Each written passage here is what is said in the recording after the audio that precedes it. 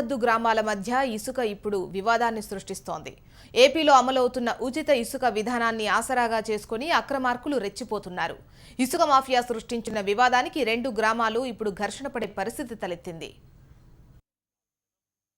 ఆంధ్రప్రదేశ్ ప్రభుత్వం రాష్ట్రంలో ఉచిత ఇసుక విధానాన్ని ప్రవేశపెట్టింది.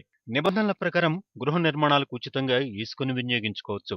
అయితే ఇసుక మాఫియా దీన్ని అడ్డం పెట్టుకుని 2 తెలుగు రాష్ట్రాల సరిహద్దుల్లో అక్రమాలకు తెరతీస్తోంది. కర్నూలు, మహబూబ్నగర్ జిల్లా సరిహద్దుల్లోనూ మునగలపాడు, పుల్లూరు గ్రామాల మధ్య ఇప్పుడు ఇసుక కోసం ఘర్షణ సాగుతోంది. అసలు ఉచిత ఇసుక కోసం ప్రభుత్వ అధికారులను ఎవరిని కన్సల్ట్ అవ్వాలనేటువంటిది కూడా ఇప్పటి వరకు కూడా ప్రభుత్వం ప్రకటించలేదు.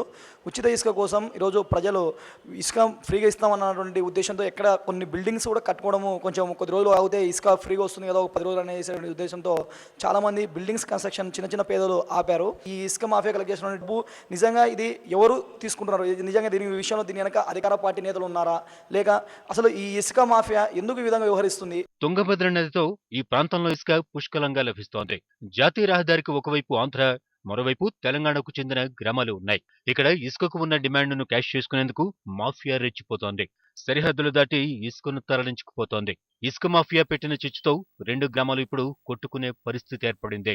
ట్రాక్టర్ డ్రైవర్లు కానీ, లేదా ట్రాక్టర్ యాజమాన్యం కానీ, లారీ యాజమాన్యం కానీ ఈ రకంగా డిమాండ్ చేస్తుంటే దీని వెనకాల ఇసుక మాఫియా ఉంది అనేది మనకు కళ్ళ ముందు స్పష్టంగా కనబడుతుంది. కాబట్టి దీనిపైన ఒక నిజ నిర్ధారణ కమిటీ చేసి దానిపైన ఒకసారి మనం పోయి చూస్తే ఎంతగా ఎవరికి ఎంత డబ్బు ముడుతుంది తీర ప్రాంతంలో ఉన్నటువంటి ప్రజలు చెప్తారు, ట్రాక్టర్ యజమానులు కూడా చెప్తారు.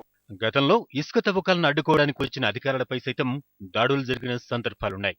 అయినా ఉన్నత స్థాయి అధికారులు ఆ వైపు చూసేందుకు సిద్ధంగా లేకపోవడంతో ఇసుక మాఫియా ఆటలు సాగుతున్నాయి.